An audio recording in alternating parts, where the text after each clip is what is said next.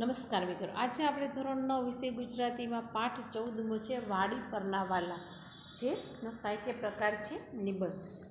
એના વિશે આજે અભ્યાસ કરીશું. મિત્રો, પાઠ છે એના લેખક છે ઇસ્માઇલભાઈ નાગોરી. ઇસ્માઇલભાઈ નાગોરી છે, એમનો જન્મ 4/11/1904 અને અવસાન છે 14/1/1983. મિત્રો, ઇસ્માઇલભાઈ નાગોરીનો પરિચય મેળવ્યો તો તેમનું રાજકોટ જિલ્લાનું વાંકાનેર છે એમનું વતન હતું. તેઓ ફારસી અને અરબી ભાષાના સ્નાતક હતા. તેઓ પૂનાની ખેતીવાડી કોલેજમાં કૃષિ સ્નાતક થયા હતા.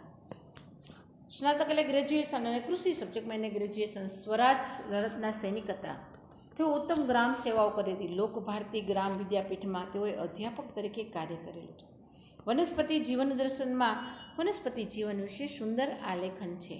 તો વાડી પરના વહાલા, એમાં વાડીની મનુષ્ય અને પ્રાણીઓનો જે હૃદયસ્પર્શી પરિચય છે એ, મુસ્લિમનો ધર્મ, આંગણાનો બગીચો એ એમના પરિશ્રમ પુસ્તકો છે.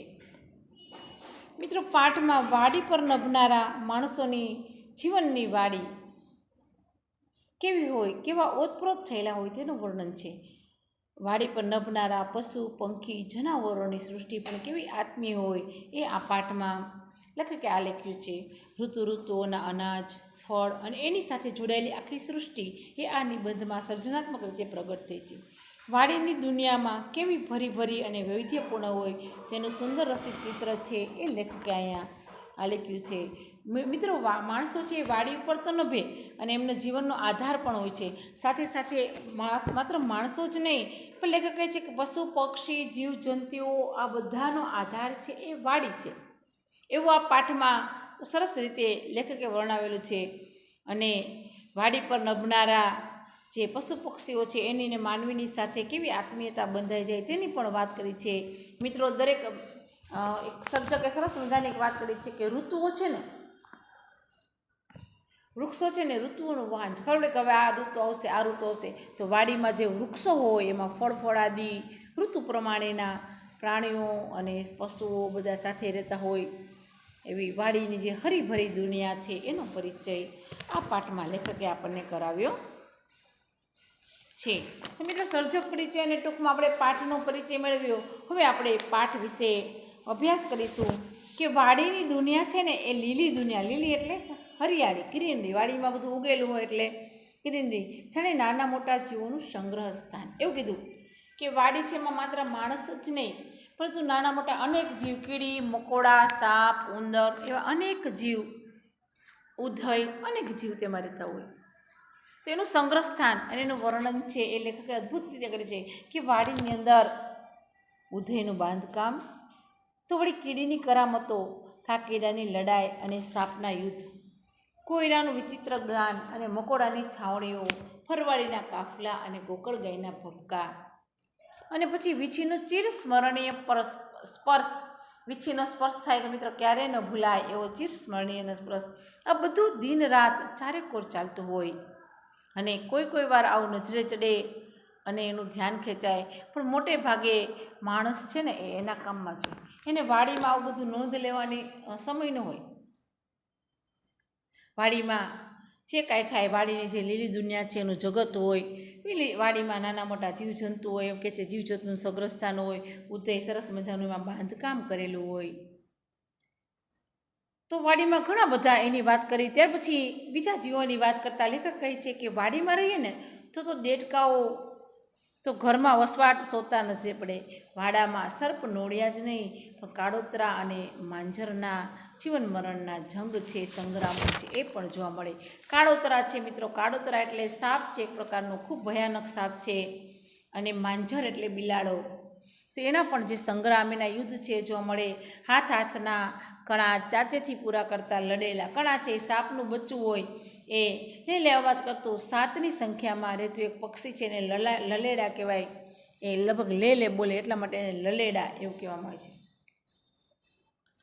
અળસિયાનો ગોળો કરી અને આરોગતા દેડકાઓ, નાના સસલાઓથી ફાટાફાટ પેટ ભરી પગદંડી ઉપર સૂતા સર્પો, કાગડાઓ વચ્ચેથી માર્ગ કાઢતા ઘુવડો, શેરડીના શોખીન શિયાળો, ઈંડા શોધતા ખેરકટ્ટા, મરઘીના બચ્ચા ચોરીને દર ભેગા કરતા ઉંદરો, જેમ જોવા મળે તેમ પશુઓની વળગતી જીવાતો, વીણતા બગલા, પાકને ઉગાડતી ઈયળો, સાફ કરતા પક્ષીઓ અને ઉંદરની વસ્તી પર અંકુશ રાખતા રાની માંજરો વગેરે. મિત્રો કોણ કોણ હોય છે દરેકનો વિશેષણ સાથે સર્જકે પરિચય આપેલો છે કે સર્પ નોળિયા અને કાળોતરા અને માંજર. સર્પ નોળિયા બાંધતા હોય, કાળોતરાને માંજરના યુદ્ધ થતું, એટલું જ નહીં પણ કેવા તો લલેડા છે એની માટે એવું કીધું કે હાથ પહેલાં તો કણાની વાત કરી. કેવા કણા? તો કે હાથના હાથ જેવડા કણા, એટલે કે સાપના બચ્ચા નાના નાના. પછી ચાચેથી પૂરા કરતા લડેલા એટલે લેનો અવાજ કરતો એક પક્ષી છે ને લડેલા કહેવાય. અળસિયાનો ગોળો કરી આળોગતા દેડકા, એટલે અળસિયા છે અને અળસિયાને આરોગતા દેડકા. આરોગતા એટલે ખાતા. ત્યાર પછી સસલાને એવું કે નાના સસલાથી ફાટા પેટ ભરી પગદંડી પર સૂતા સર્પો, એટલે અળસિયા સસલા પણ છે અને સર્પો પણ છે. કાગડાઓ અને ઘુવડની વાત કરી કે કાગડાઓની વચ્ચેથી માર કાઢતા ઘોડો. શિયાળ માટે એવું કીધું કે શેરડીના શોખીન શિયાળો, શિયાળની શેરડી બહુ ભાવે એટલે એના શોખીન કહેવાય ને.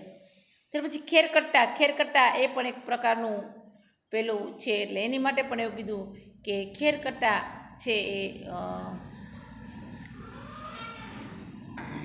મરઘીના બચ્ચા ઈંડા શોધતા ખેરકટ્ટા, પછી મરઘીના બચ્ચાને ચોરતા અને દર ભેગા કરતા ઉંદર છે મરઘીના બચ્ચાને ચોરી લે. અને પશુઓને વળગતી જીવાતો વીણતા બગલાઓ, પાકની બગડતી ઈયળોને સાફ કરતા પક્ષીઓ અને ઉંદરની વસ્તી પર અંકુશ રાખતા માંજરા. બધા જ પશુ પક્ષીઓની વાત કરી, ઘણા બધા પશુઓની વાત કરી, બિલાડાની વાત કરી, લલેડા પક્ષીની વાત કરી, સાપની વાત કરી, પછી એક પ્રકારની જીવાતની વાત કરી, અવાજ કરતા તમડા, શેઢાળા, શેણા વગેરે બધાની વાત કરી. તો બધું જ તમને મિત્રો વાડીમાં જોવા મળે. વાડી એટલે ખેતરમાં વાડીમાં તમને આ બધું જ જોવા મળે. વળી પાછું આગળ કીધું કે વાડીમાં રહે તો દેડકા જાણે ઘરમાં અસર કરતા નજરે પડે. દિવસના કોલાહલમાં જંતુઓની ખબર ઓછી પડે, પણ રાતે જ્યારે નીરવ શાંતિ થાય, રાત્રે જ્યારે અવાજ ન હોય, ત્યારે કંસારીથી લઈને તમરા સુધીના અવાજો આવે. મિત્રો ચોમાસામાં સાંભળજો, રાત્રે બહુ અવાજ આવે પશુ પક્ષીઓના. તો દિવસના કોલાહલમાં ખબર ન પડે, પણ રાતનો સમયે જંતુઓ છે અને જગતની બહારના જંતુઓ છે એની ખબર પડે કે રાતના નીરવ સમયે કંસારીથી લઈને તમરા સુધીના અવાજ કરતા જોવા મળે. શેઢાડીને શેડા, વણિયલને જબાદિયા, ગોરખોદિયા અને ભૂંડડા, હરણા અને રોજડા તો દેખાવ દે, પણ ક્યારેક ક્યારેક તો સિંહ દીપડા છે એ પણ વાડીમાં જોવા મળે. આગળના બધા એવા એ તો કાયમ જોવા મળે, પણ ક્યારેક ક્યારેક સિંહ અને દીપડા પણ ક્યારેક ક્યારેક દર્શન દઈ દે, એટલે ક્યારેક ક્યારેક વાડીમાં એ પણ જોવા મળે.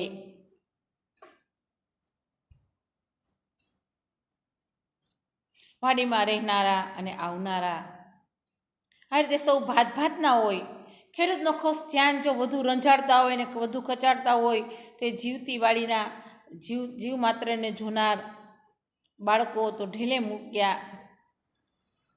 મૂકેલા ઈંડા ક્યાં મૂક્યા છે, તેતર અને માદા કેટલા બચલા લઈને ફરે છે, બુલબુલે કેવો માળો કર્યો છે, ચીબડી ક્યાં ભરીને બેઠી છે, કાકેડો કેવા રંગ ધારણ કરે છે, સાપે કાચરી ક્યાં ને કેવડી કાઢી, કૂતરાએ ક્યાં બખોલ ગાળીને રાખી છે.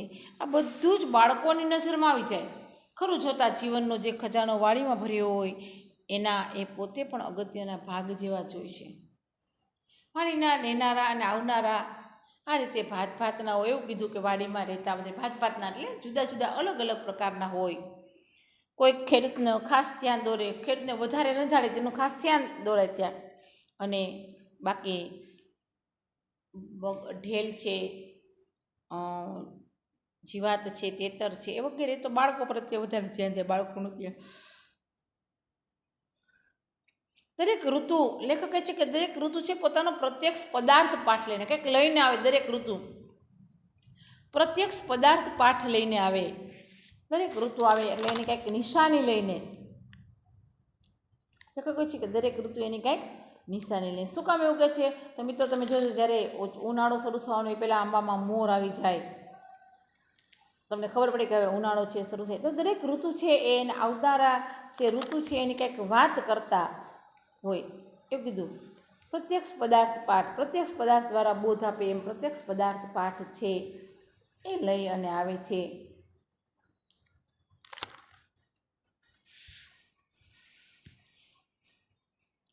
કુદરતનો એક કારવાન કાફલો આવે અને જાય. જેવી ઋતુ સિઝન પ્રમાણે એક આખો કારવાન કાફલો છે કુદરતનો, એ આવે અને જાય. કારવાન એટલે કુદરત. કુદરતનો જે કાફલો છે એ આવે અને જાય. સમય આવે અને પછી પાછો વયો જાય. ઋતુ પ્રમાણે આવે.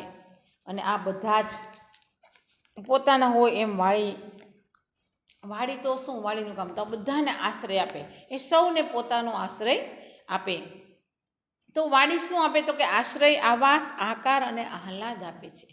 આશ્રય આપે, આશરો આપે, આવાસ આપે, રહેઠાણ આપે, આનંદ આપે અને આહલાદક, એને મોજ કરે, આનંદ આવે એવી દરેકની જગ્યા. તો આ વાડીમાં બધાને મોજ આવે.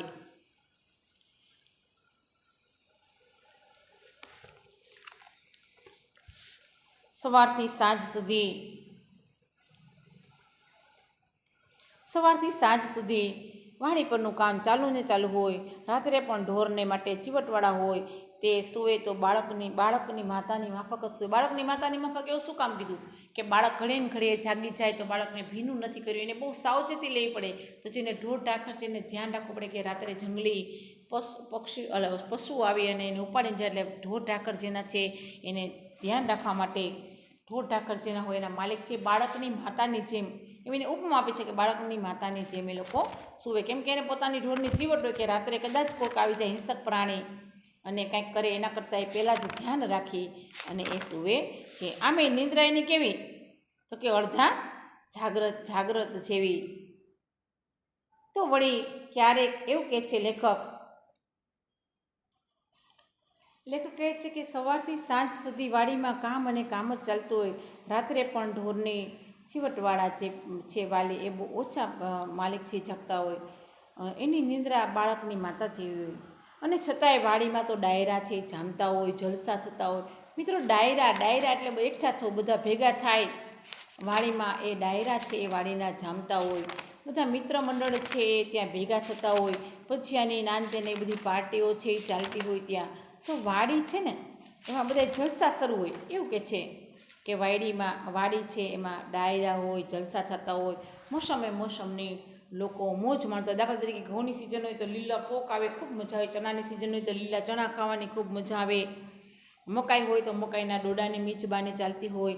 તો કેવી રીતે? તો કે આડોશ પાડોશમાં ખેતરમાં ભેગા થઈ અને મિત્રો ભેગા થઈ અને આમંત્રિતોને પણ આપે અને કુંડાળા ભળી જાય. દુબળા લાકડાની પાંખી કાઠીઓ ભેગી કરી અને માનવંતા મહેમાનો છે એ ત્યાં ભેગા થાય.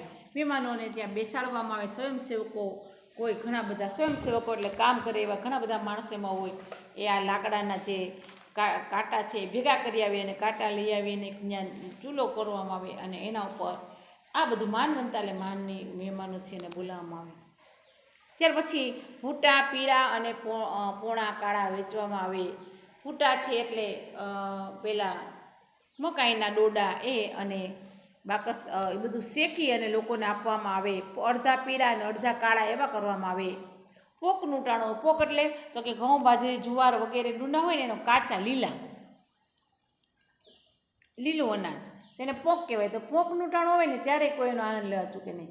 માંડવીના ઓળા તો છેક સુધી સૂકી માંડવીમાંથી શેકેલ માંડવી મળે ત્યાં સુધી લોકો મોડી રાત સુધી વહેલી સવાર સુધી ચાલુ રહે. કોલસી અને રાખના ઢગલાને જતા આવતા રસિયાઓ સાટેકડાથી ભંફોડતા જાય. રાત્રે જે બધું કર્યું હોય, પોકને આંતે ને બધું ડોડાને શેક્યું અને જે કોલસાનો ઢગલો હોય એને પણ રસિયા હોય રાખના એટલે મતલબ જે શોખીન માણસો હોય એ સાટેકડાથી ભંફોડતા જાય કે એક પણ દાણો જો એમાંથી બચી ગયેલો મળે તો ખાઈ લે. અને શંકાભર્યા મોલ છે પણ માંડવીઓ પણ અસામાન્ય તો નહીં જ. ચણા, પોપૈયા, જામફળ એ બધાની પાર્ટીઓમાં નાની ને ખાનગી હોય. કેમ કે આ બધું અઘરું હોય, ઓછું આવે એટલે એની ઝાઝી બધી મીજબાની એની બધા એને ભેગી ન કરે. એમાં ઓછા માણસોને બોલાવીને પાર્ટી તો એની પણ થાય પણ એમાં ઝાઝા બધા આપણને ભાવતી એમાં થોડાકને પાર્ટ આપવાનું.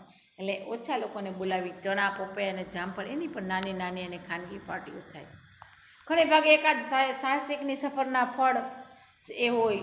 ચીજ લઈને પછી વાતમાં કહી દઈએ તો દોષમુક્ત થઈ જાય. એ પણ માન્યતા સાવ ગઈ નથી કે સાહસિકની સફરના ફળ એ જ હોય. સાહસિકને એવું કીધું એક એની માટે ઉદાહરણ, સાહસિકની સફર છે એના ફળ એ જ હોય કે કરી નાખે પછી હળવેકથી કહી દેવાનું કે ભાઈ આવી રીતે અમે આ પાર્ટી કરી દઈએ. પછી માન્ય કહી દે એટલે દોષમુક્ત છે સ્વીકાર કરી લે એટલે અને એમાંથી દોષમુક્ત થઈ જવાનું.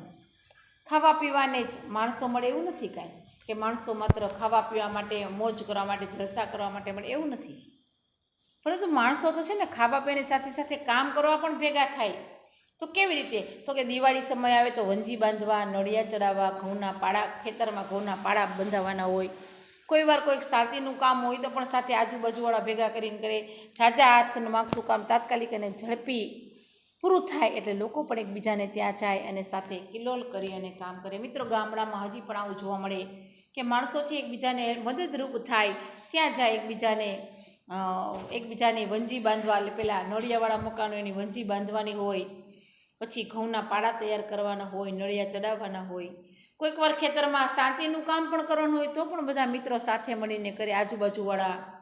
તો હવે જે ઝડપથી કામ પતાવવાનું હોય, તાત્કાલિક કામ પતાવવાનું હોય ને એક હાથે ન થાય એવા જ્યારે કામ કરવાનું હોય ને ત્યારે બધા જ સાથે ભેગા થાય. એટલે માત્ર એવું જ નહીં કે ગામડામાં જ ખેતરોમાં લોકો મીજબાની કે પાર્ટી કરવા કે ઓળા ખાવા કે મકાઈના ડોડવા ખાવા માટે જ ભેગા થાય.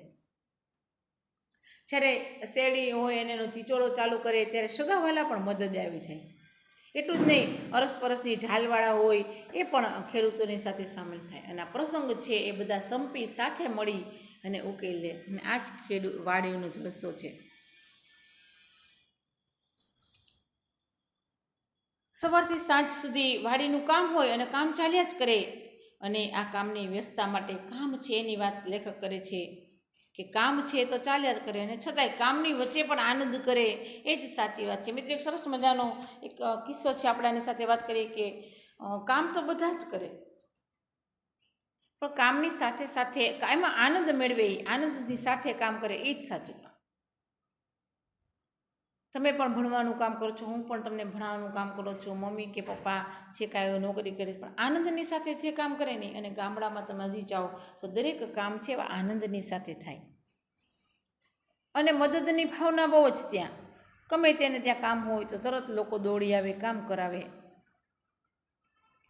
આપણા સિટીમાં એ બધું નથી જોવા મળતું પણ ગામડામાં હજુ પણ આવા પ્રસંગ હોય તો લોકો ભેગા થઈ જાય અને સાથે મળી સંપી. અને આપણે ત્યાં કહેવત છે કે ઝાઝા હાથ રળિયામણા. અને એ અઘરું કામ ગમે એવું હોય, અઘરું હોય, મુશ્કેલ હોય, પણ છતાં ભેગા મળી અને કામ પતાવે.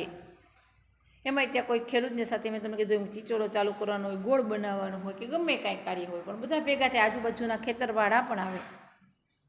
અને જેમ કામની દોઢના દિવસે એવું કામની માટે, કામનો દોઢ એટલે ઝાઝું કામ હોય, જ્યારે કામના દોઢનો દિવસ હોય ને તેમ નવરાશના ગાળાના પણ દિવસો હોય. ઘણીવાર ખેતરમાં બહુ કામ હોય, ઝાઝું કામ હોય અને એમ જ્યારે બધું કાપણીને બધું પતી જાય, અનાજ છે ઉપાડાઈ જાય, પછી પાછા નવરાશના દિવસો પણ આવે. તો ખેડૂતની અંદર કામની સાથે સાથે નવરાશના દિવસો પણ આવે. ખાસ કરીને આવા દિવસો ચોમાસામાં આવે અને ત્યારે સતત કામ કરનાર, ખેતરમાં સતત ઝઝૂમતા રાત દિવસ મહેનત કરનારા ખેડૂતો હોય ને ત્યારે એ નવરાશ મળે એને, એ નવરા થઈ જાય. અને ત્યારે શું કરે તો કે યુવાનીઓ બધા ભેગા થઈને ચોપાટ ઉપર જામે, રાત સુધી હર્ષનાદો સંભળાતા હોય, આનંદ કરતા હોય. કામના સમયે કામ અને આનંદના સમયે આનંદ, એ જ ગામડાનું જીવન. ચોમાસામાં થોડોક સમય નવરાશ મળે ત્યારે આ જુવાનો ભેગા મળી અને ચોપાટ રમે અને આનંદ ઉત્સવ ખૂબ આનંદ કરે, મોજ મજા કરે. તો વળી ક્યારેક ભજનની રાતો થાય, ઠાકોર થાળી થાય, દાંડિયાની રાતો થાય, સમૂહ આનંદની રાતો થાય.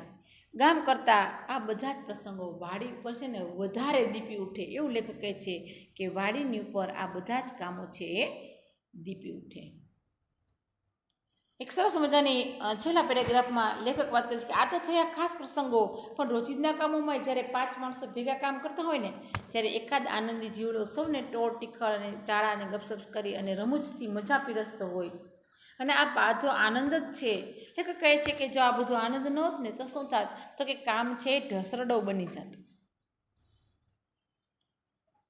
ઢસડો બની જાય કામ. લેખક કહેવા માંગે છે એમાં કે રોજિંદા કામો જ્યારે ઝાઝા હાથ રળિયામણા, આપણે ત્યાં કહેવત છે, ઝાઝા માણસો ભેગા કરીને કરે ત્યારે ખૂબ આનંદ થાય. વાતો કરતાં કરતાં, આનંદ કરતાં કરતાં કરીએ તો બધા અનિવાર્ય કામો છે, કરવાના જ છે, પરંતુ મોજ મજા કરતાં કરીએ તો એ કામ આપણને સરળ બને, સહેલું બને અને ઝડપથી થાય.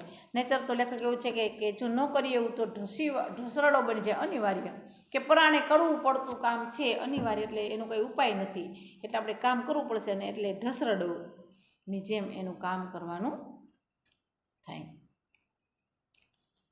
મિત્રો, વાડી પરના વહાલા એ નિબંધ લેખ છે, એમાંથી આ પાઠ છે એ લેવામાં આવ્યો છે.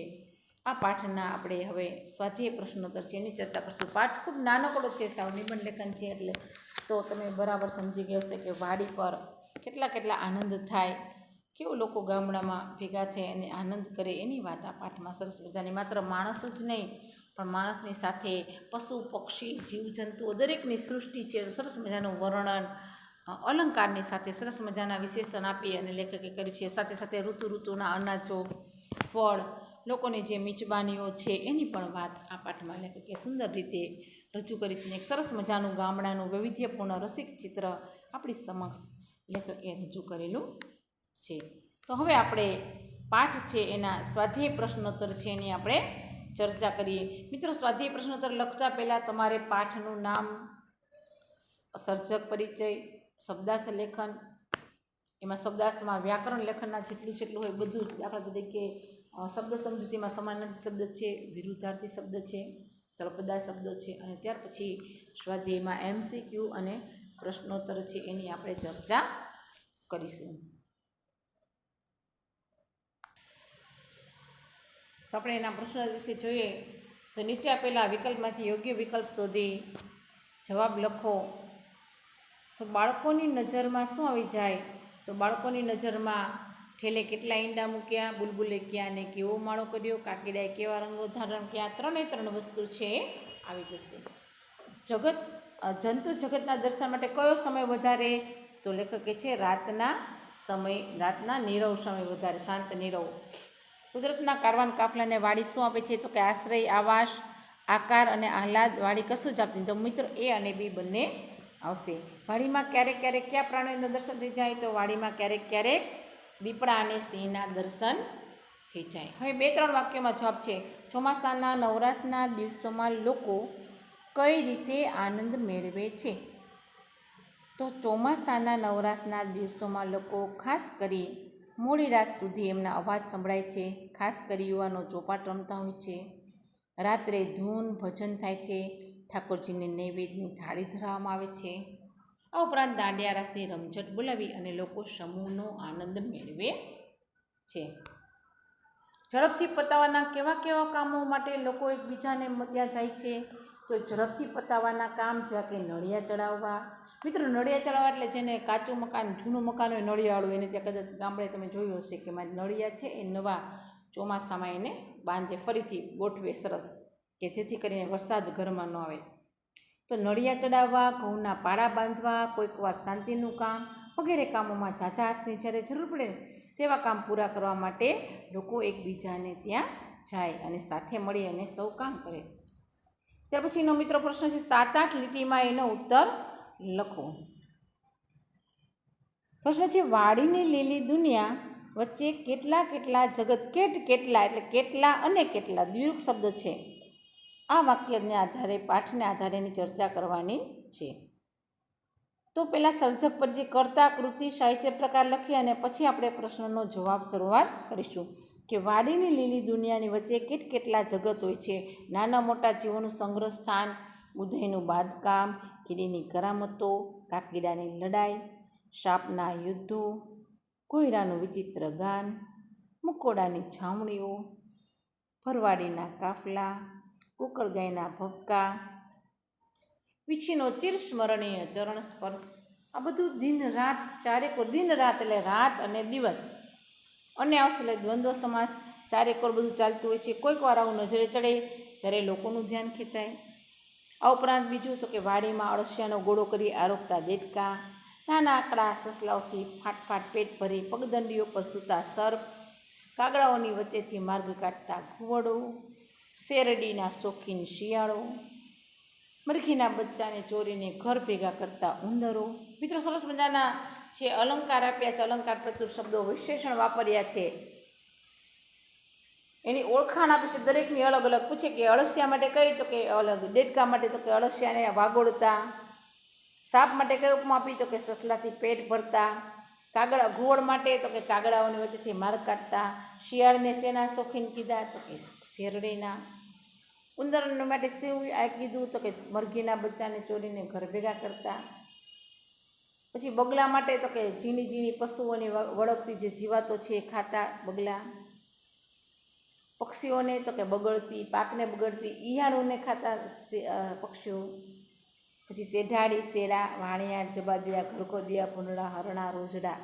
તો ક્યારેક ક્યાંક ઓળી દીપડા અને સિંહ પણ દર્શન દે દે. આમ વાડીમાં અનેક નાના મોટા જંતુઓ છે, જીવજંતુ હોય છે, એટલે કે વાડીની લીલી દુનિયા છે, ઘણા બધા કેટલા જગત હોય છે.